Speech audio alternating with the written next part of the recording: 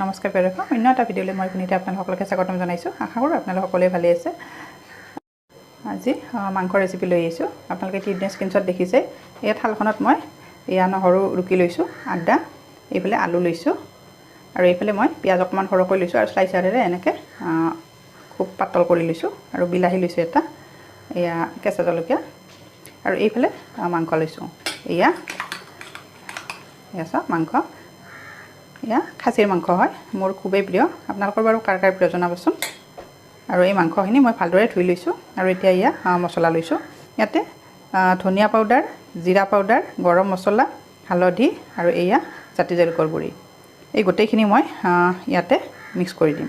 আৰু ইয়াতে মই এতিয়া নিমখ আৰু তেলটো এড কৰি দি দিম আৰু এয়া নিমখখিনিও দি দিছোঁ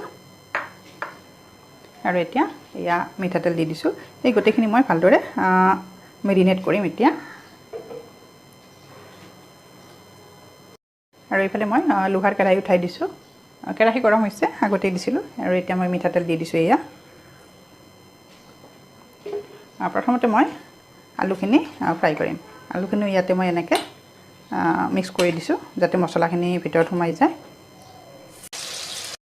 আৰু এয়া চাওক আলুখিনি ৰংচোৱা হৈছে। এতিয়া আলুখিনি মই ইয়াৰ পৰা নমাই থ'ম।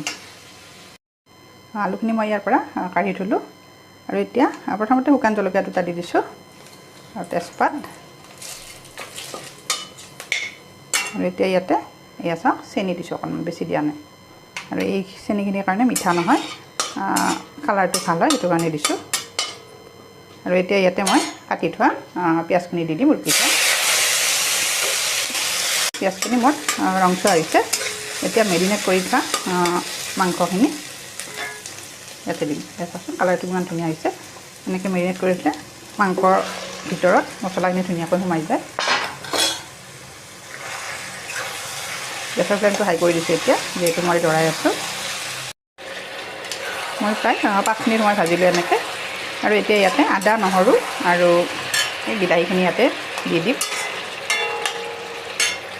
ইমান ধুনীয়া কালাৰ হৈছে আৰু গোটেই কিটচেনটো মানে আমোল ওলাই গৈছে। এতিয়া মই ইয়াতে পানী দি দিছোঁ পানীখিনি। এতিয়া এইখিনি কুকাৰটোত ট্ৰান্সফাৰ কৰিম। এয়া কুকাৰটো ৰেডি কৰি থৈ দিছোঁ আৰু আলুখিনিও দি দিম ইয়াতে, কেঁচা জলকীয়া দুটাও দি দিম একেলগে। আৰু এয়া চাওক মই কুকাৰটোত ট্ৰান্সফাৰ কৰিছোঁ। চাওকচোন কালাৰটো কিমান ধুনীয়া হৈছে। 5টা চিটি দিছিলোঁ আৰু এয়া চাওকচোন কালাৰ ইমান ধুনীয়া হৈছে। এতিয়া মই এই কেৰাহীখনত ট্ৰান্সফাৰ কৰি দেখাম। আৰু এয়া চাওক মই কুকাৰটোৰ পৰা ট্ৰান্সফাৰ কৰি লৈছোঁ আৰু এতিয়া শেষত মই ধনিয়া দি দিছোঁ